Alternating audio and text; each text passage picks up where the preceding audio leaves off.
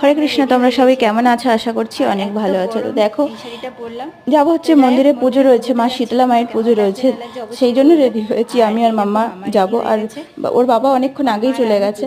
তো আমরা এখন যাব। তো পুরো ভিডিওটা দেখতে থাকো।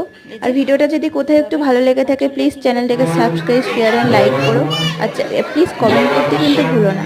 দেখো, বলতে বলতে কিন্তু আমি মন্দিরে চলে এসেছি। আমি আর রাস্তাতে কোনো ভিডিও করিনি, আর আবার মন্দির থেকে ভিডিওটা শুরু করলাম। তো দেখো, মন্দিরের রাধা গোবিন্দকে দর্শন করে করাচ্ছি তোমাদেরকে, তো দর্শন করে।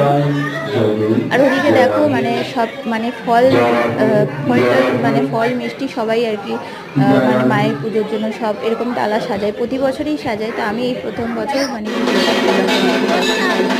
তো দেখো, বলতে বলতে কিন্তু মায়ের এখানে কিন্তু মানে আরতি শুরু হয়ে গেছে, মায়ের আরতি এখানে হচ্ছে। আমি সামনে থেকে ভিডিওটা দেখতে পাচ্ছিলাম না। তো দেখো, এইটুকুই দর্শন করালাম। তো আবার অন্য কোনো ভিডিওর সাথে দেখা হবে।